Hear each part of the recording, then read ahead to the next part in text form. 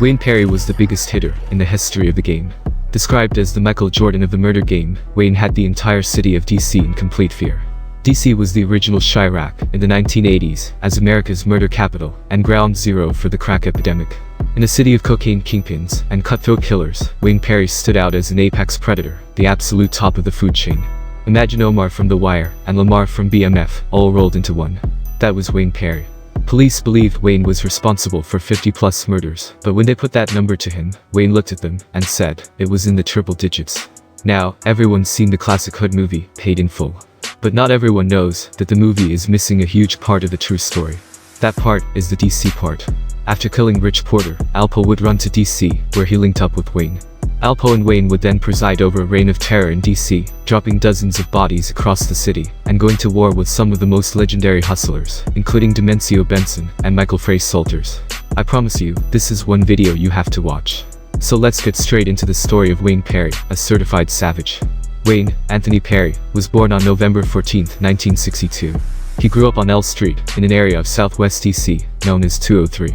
Wayne excelled at sports from an early age, especially baseball. He was naturally athletic, and would eventually grow to be around 6'3". Wayne would spend his early summers visiting relatives, down in Georgia. He said he'd often get into fights out there, because racism was still a big problem in the South. Racist Southerners would often call him boy, but Wayne wasn't having that, and would fight back.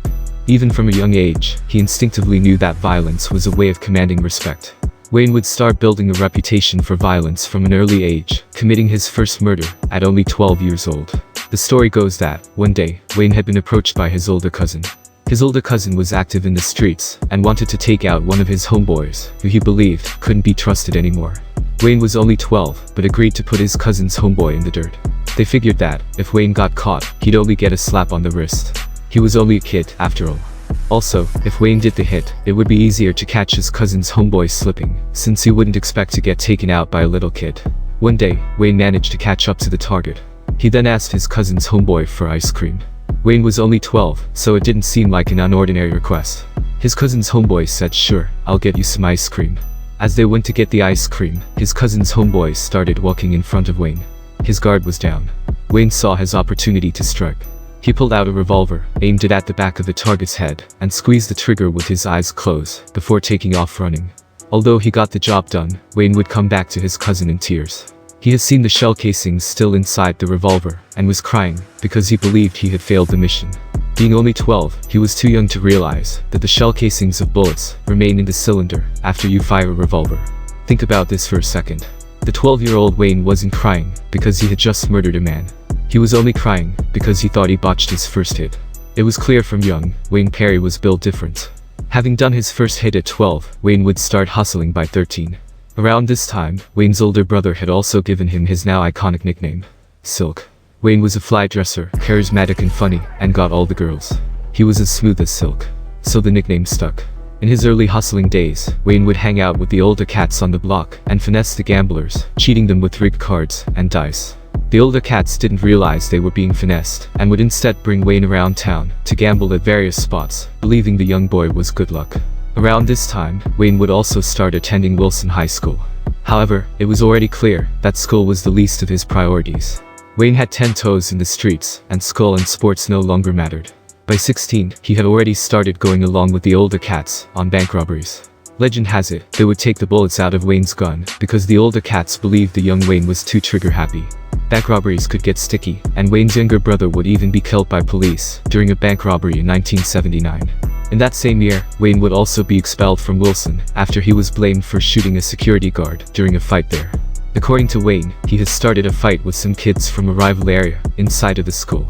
One of those other kids then pulled out a gun, began firing, and shot the security guard in the process. But Wayne would end up getting blamed for it. Wayne was then kicked out and sent to Randall. But after beating a high school baseball coach there with a baseball bat, Wayne would be expelled from all DC area schools. He was then ordered by a judge to attend Franklin GED school. However, despite this being his third high school, Wayne couldn't manage to stay out of trouble. According to Wayne, he committed his second murder while at Franklin after killing a boy who had threatened to rob his chain. With these early acts of violence, the teenage Wayne Perry was beginning to develop a reputation for himself as a violent and rising star in the DC Underworld.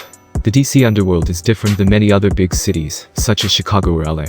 Unlike those other cities, DC has never done the whole color banging or set banging thing. The city doesn't have Bloods and Crips, GDs and BDs, or anything of the sort. In DC, what you have are local crews, like the R Street crew or K Street crew. These crews are normally based around geographical neighborhoods and extremely violent. However, the DC gangs are only focused on one thing: getting money. But Wayne, he didn't get money like your typical DC hustler. Wayne's bread and butter was murder and fear. Wayne would target the various hustlers and drug dealers in DC for robbery and extortion. The hustlers and drug dealers respected Wayne's murder game, and so, when Wayne would approach them, they often paid whatever he demanded. They figured it was better to feed the wolf than to have him eat you. As a matter of fact, Wayne's murder game was so notorious that DC dealers were known to go out of their way to avoid stunting in flashy cars or rocking iced-out jewels. They knew that if Wayne smelled money, it was only a matter of time before DC's Grim Reaper would come knocking. However, Wayne's run would come to a brief pause after he was locked up for a shooting in 1984.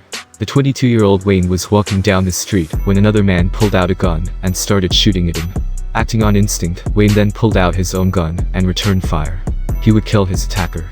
The only problem was that the shootout had happened right in front of a police officer. Wayne was then arrested. And, despite that cop testifying that Wayne had only acted in self-defense, the court ended up finding him guilty of manslaughter. He was then shipped to the infamous Lorton Youth Center. Lorton was the go-to prison for DC's most serious offenders until it was closed in 2001. While many kids his age were off to college, Wayne would spend 3 years at Lorton, mixing with some of DC's finest and getting his own version of a college degree. Wayne would then be released in 1987. However, the world he was released back into was a completely different one. First, Wayne's father had become sick after suffering 2 strokes. He would die shortly after Wayne was released from prison, and Wayne would later say that this devastated him and sent him on a warpath fresh out of prison. Second, in the time that Wayne was gone, the crack epidemic had made its way to DC. Crack had spread through DC like wildfire, and was also making many young hustlers millionaires, seemingly overnight. The city was awash in drug money and an orgy of drug-related violence. Ask anyone who lived in DC in the mid-1980s to early 1990s, and they'll tell you, DC was an absolute war zone. DC was Chirac before Chirac was Chirac. Beginning in 1987, the same year that Wayne got out, DC would break its own murder record for 3 consecutive years. The city would also be crowned the murder capital of America in 1988. To most people, this all was horrifying. But, to someone like Wayne Perry, a man built to thrive in violence and chaos, it was a perfect storm.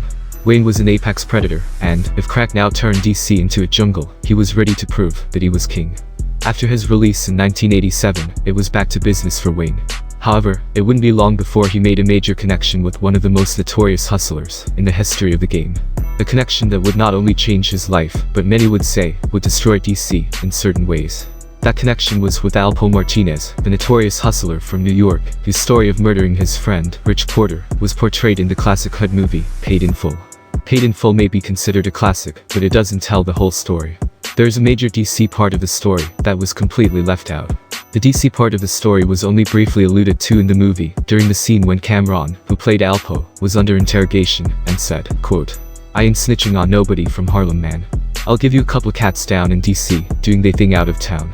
So, let's now look at what really happened down in DC, after Alpo linked up with Wayne. Now, around the time that Wayne was released from prison, Alpo had gone on the run. Alpo had been named in a federal drug indictment out in Virginia, one of the places he had been hustling at. Rich Porter's own cousin, a man named Nathaniel Peanut Watkins, was also named in that indictment. He would tell the FBI that he saw Alpo give a man $300,000 during a drug deal at a Virginia motel. Watkins and the third co-defendant would eventually get life, but Alpo ended up going on the run for the case. He was also wanted for questioning in New York, in relation to several murders out there. Since New York was too hot, Alpo decided to move to DC and set up shop there. Now, it's important to understand something. DC is its own city, with its own politics. Part of what makes DC hustlers, is their shared hatred for out-of-towners, especially New Yorkers like Alpo, who think they can just come into town and set up shop. However, this isn't always the case. For example, some out-of-towners, like Demencio Benson, another legendary New York hustler who set up shop in DC, were actually respected by the locals because of the way they carried themselves. Alpo, on the other hand, came with a reputation as a slimy dude. So, when he arrived in DC and tried to set up shop, Alpo was met with instant smoke. Local gangsters would rob and extort him, and, according to a well-known FBI agent, Alpo was then shot by a crew affiliated to notorious DC gangster, Clef Cobb. Michael Frey Salters, another legendary DC gangster, would also develop a deep hatred for Alpo, and reportedly rob him for multiple bricks. That's just how it was in DC. It didn't matter if you were from New York, California, or even a yardie from Jamaica, it was well known that DC gangsters were giving smoke to a lot of towners. Even in federal prisons, DC gangsters have a reputation as being the most violent and often most hated inmates in the entire system. During the 1980s, the DC Blacks, a prison gang made up of DC gangsters, even went to war with the notorious Aryan Brotherhood in the federal prison system. So, here's Alpo, trying to work his way into DC, and fill in the void that was left behind by Ray Full Edmond, who was DC's biggest cocaine supplier, until he got knocked in 1990.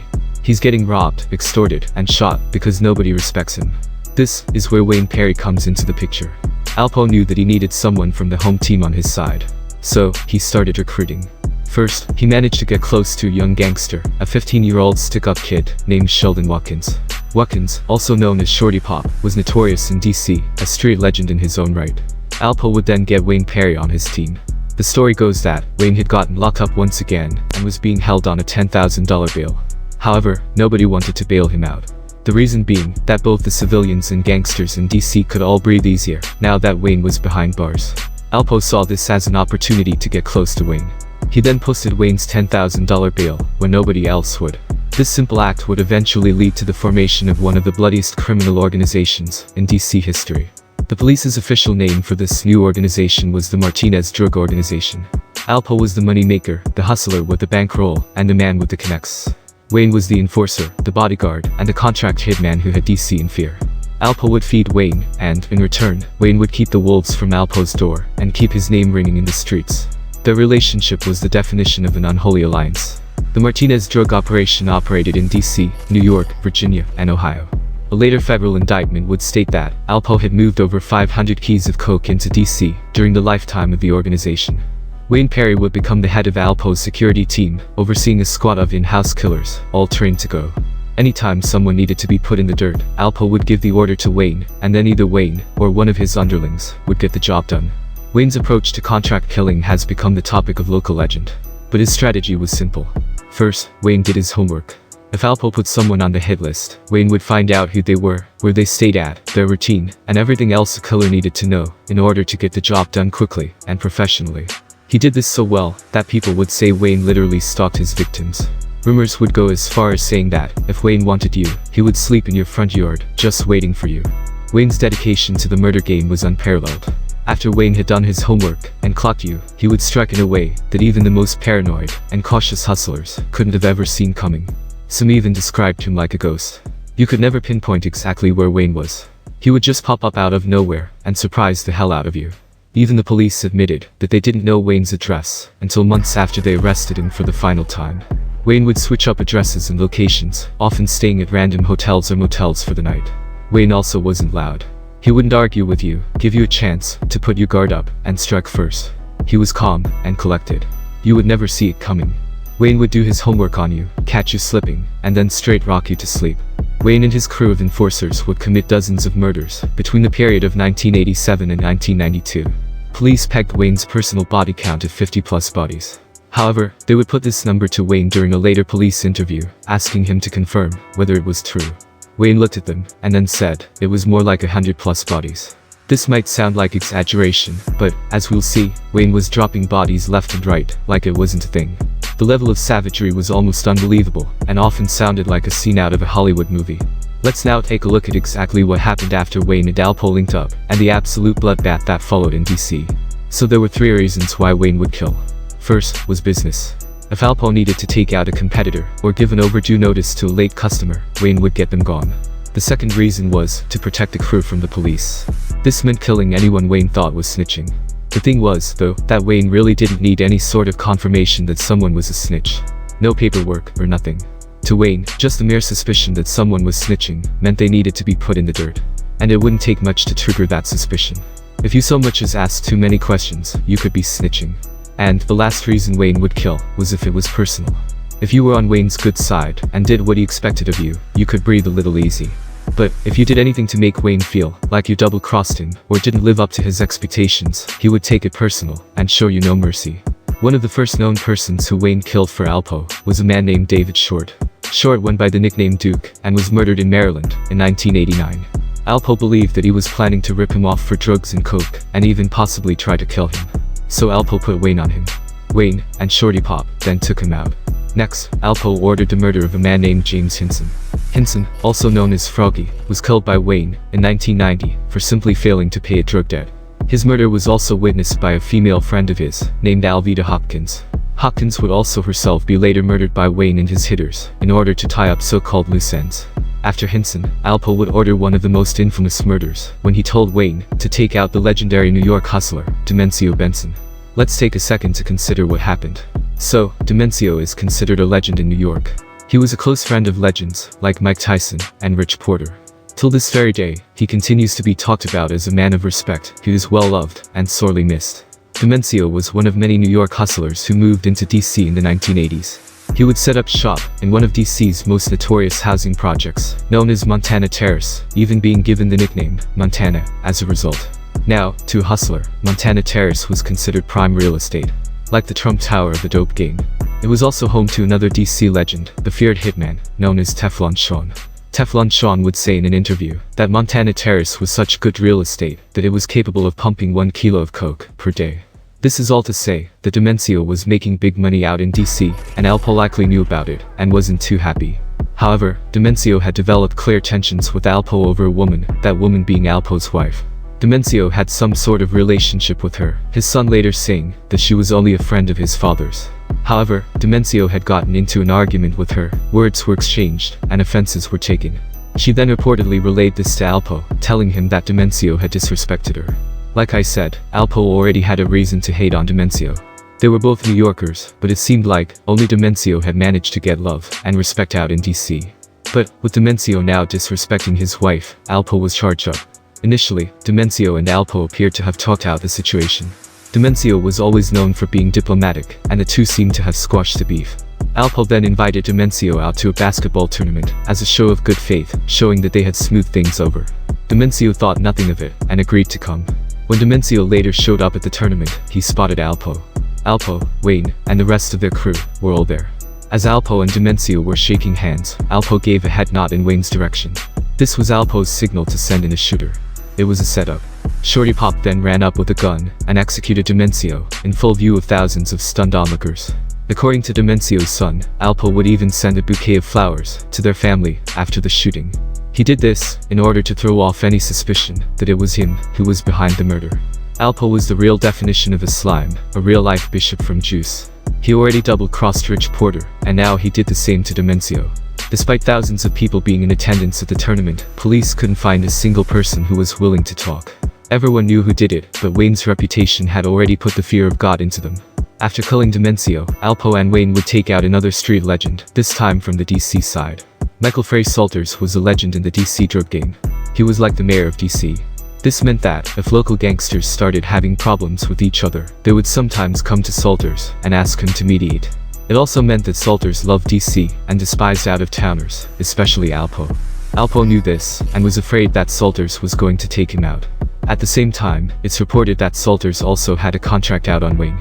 Salters figured, if he took out Wayne, it would leave Alpo unprotected, and he could easily then either kill or extort him. So, Alpo and Wayne both had a reason to want Salters gone.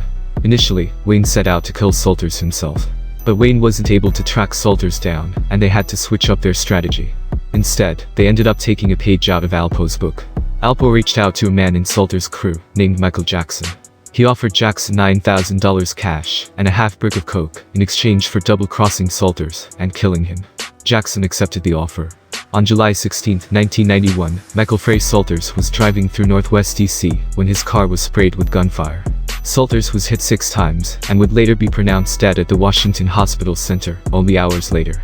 In separate interviews, both Alpo and Wayne would later admit that Michael Jackson was the shooter. But Wayne, he wouldn't only kill people in the game. The next murder attributed to him would actually be the murder of a young woman named Evelyn Carter. The story of what happened is almost unbelievable. The story goes that after Michael Frey Salters was killed, Evelyn Carter had attended his funeral and was telling people there that Wayne and Alpo were responsible. Wayne thought she was snitching and therefore wanted her gone. However, according to a well-known FBI agent, there was a different reason why Wayne wanted her dead. Carter was reportedly accustomed to life in the fast lane and would date various hustlers and drug dealers across DC. Wayne tried to mess with her, but she reportedly rejected him.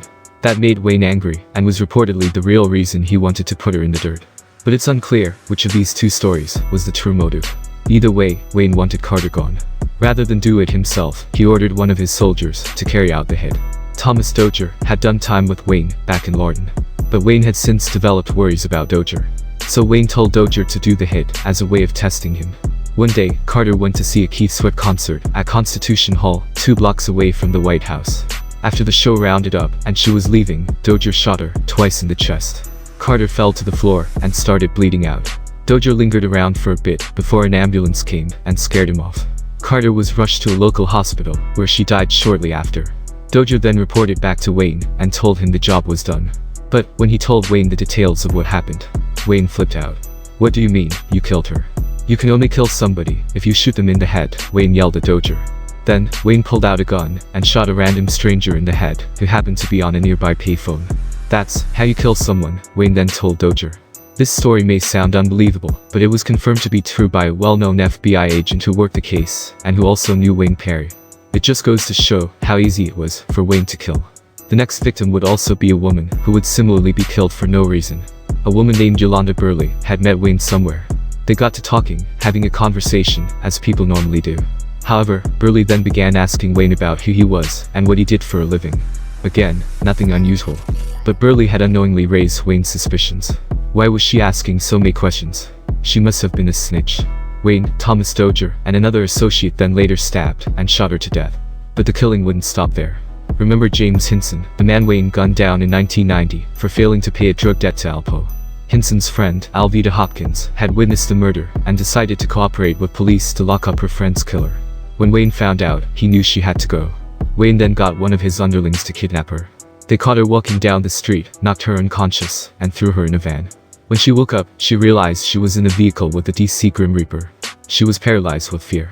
According to Alpo, Wayne then threw in a tape, bumping the NWA song, "A Bitch is a Bitch." With the song blaring in the background, Wayne then proceeded to stab Hopkins numerous times, before eventually shooting her to death. The group then dumped her body on Interstate 295. Wayne and Alpo were personally responsible for contributing to DC's skyrocketing murder rate in the 1980s and 90s. But they didn't stick to just killing outsiders. They also internally cleansed members of their own organization. Gary Terrell, aka Big Head Gary, was one of Alpo's close friends in DC and a member of the Martinez drug organization. Gary was also a killer. He was reportedly the man responsible for murdering both Rich Porter and legendary DC gangster Andre Tank Johnson. Johnson, who was commonly referred to as Dre, had regularly done business with Alpo. A later federal indictment would even say that Alpo had supplied Dre with up to 250 bricks of coke. However, Dre had begun having an affair with Big Head Gary's baby mama. It caused tensions, which then led to a meeting, with Dre giving his word that the affair would stop. But after Dre started ignoring Gary's baby mama, she became jealous and put out a lie that she was pregnant by him. This infuriated Gary, who wrongly believed that Dre didn't honor his word that he would stop messing with Gary's baby mama. So, the next time Dre went to re-up from Alpo, he ended up getting robbed and shot dead. Alpo would blame Gary for Dre's murder. However, Dre's loyal friend and right-hand man, legendary gangster, Evers the Christ, said he believed Alpo was really behind it. Evers the Christ would develop a lifelong hatred for Alpo and spend many years trying to track him down because of this. However, just like Rich Porter, Alpo would end up turning on his very close friend Gary, as well. Alpo had come to believe that Gary was going to branch off and start working with another connect. Alpo had been supplying Gary for a while, a federal indictment pegging the amount at nearly 350 bricks. Alpo also worried that Gary may rip him off before switching plugs. He told Wayne that Gary had to go. And, once again, they took a page out of Alpo's book and set Gary up for a double cross. So, one day they called Gary. They told him that they were sliding on an op and to come. Gary agreed because, like I said, he wasn't a stranger to the gunplay. They then picked him up in a van, the same MPV van that they had earlier murdered Alveda Hopkins in. Alpo was driving, and Wayne was in the back seat, sitting next to Gary. After driving for some distance, Wayne shot Gary in the torso and head, killing him. They then stripped him and dumped his naked body in Rock Creek Park. The reason they stripped him naked was to make it look like a sex crime in order to throw off detectives. They then tried to clean up the van because Gary had left behind a bloody mess. However, Gary's fingerprints and blood were later found in the van, and unique fibers from the van's carpet would also be found on his body. All of these murders happened in less than a 3-year time period. And these were only the murders that the police had sufficient evidence for. Needless to say, there were definitely more than reported. By late 1991, it became clear that Wayne and Alpo were spinning out of control, murdering everything from left to right. On November 7, 1991, Alpo's run would come to an end after he was arrested by police in Southeast DC. A Washington Post article would then report that, at his first court appearance, Alpo, quote, sniffed loudly as tears welled up in his eyes. Alpo was crying because he knew it was over. The government pressed him to snitch, but he initially refused. His lawyer then told him that he was facing either the death penalty or the rest of his natural life in jail. He further said that the government was willing to make a deal and that the person they really wanted was Wayne. The same Wayne that had risked his own life and freedom to protect Alpo all these years. The same Wayne who many DC gangsters told to be cautious of Alpo because he couldn't be trusted. However, Alpo wasn't concerned with Wayne, he only cared about himself. He had no problem snaking Rich Porter, Demencio, and the countless other people he did dirty. So, in order to save himself, Alpo turned rat and agreed to give up Wayne in exchange for a lighter sentence. Alpo would plead to 14 murders and numerous drug trafficking charges before being sentenced to 35 years in prison. He would end up serving 25 years of that sentence before being released in 2015 and immediately put into the witness protection program. In the meantime, Wayne had been picked up on a minor charge in Maryland and held in a local jail. The government was preparing an indictment against him and wanted him behind bars while they secured their witnesses and got their ducks in order. While in custody on that minor charge, Wayne would be visited by legendary DC hitman, Teflon Sean. Wayne believed that his soldier, Thomas Dozier, was snitching and wanted him gone. They came up with a plan straight out of Alpo's playbook. Rather than kill Dozier themselves, they figured it would be easier to have someone else do it for them. The someone else was Daryl Pucci Salters, the nephew of the late Michael Frace Salters. Wayne and Teflon Sean put out a rumor that Dozier was responsible for Salters' murder, hoping it would provoke his nephew, Pucci, to get revenge. Pucci would bite the bait. Days after hearing the rumor that Dozier was responsible for his beloved uncle's death, Pucci went to the apartment complex where Dozier lived and pumped 50 bullets from an assault rifle into him. However, taking Dozier out couldn't stop what was coming. Wayne, Michael Jackson, and another associate, named Tyrone Price, would be hit with a 27-count indictment in 1993. The indictment would link Wayne to 8 murders, allegedly committed on behalf of the Martinez drug organization. The indictment would even read, quote, these defendants allegedly served as hitmen to eliminate witnesses, assassinate rival drug dealers, and murder disloyal gang members. The organization used these defendants as paid executioners to establish their drug organization in Washington and to eliminate those who threatened its operations. Federal prosecutors considered asking for the death penalty, which hadn't been carried out in DC since 1971. However, because it was DC, they ultimately decided against it. In 1994, the now 32-year-old Wayne pled guilty to 5 murders. He would admit to killing Demencio, Evelyn Carter, Yolanda Burley, Alveda Hopkins, and Big Head Gary, and was sentenced to 5 consecutive life sentences, without the possibility of parole, guaranteeing he'd die in prison. The level of death and destruction Wayne was responsible for is unimaginable. To a normal person, Wayne is an absolute monster who deserves to never get out of prison. However, in the streets, where right and wrong don't exist, only strength and weakness, Wayne remains a legend till this very day. He single-handedly had one of America's most violent cities in absolute terror. Decades later, we can still hear him getting shouted out by rappers, from Jay-Z to Boosie. And that's why he's a certified savage. Please comment, like, and subscribe if you enjoyed this video. More certified savages is on the way.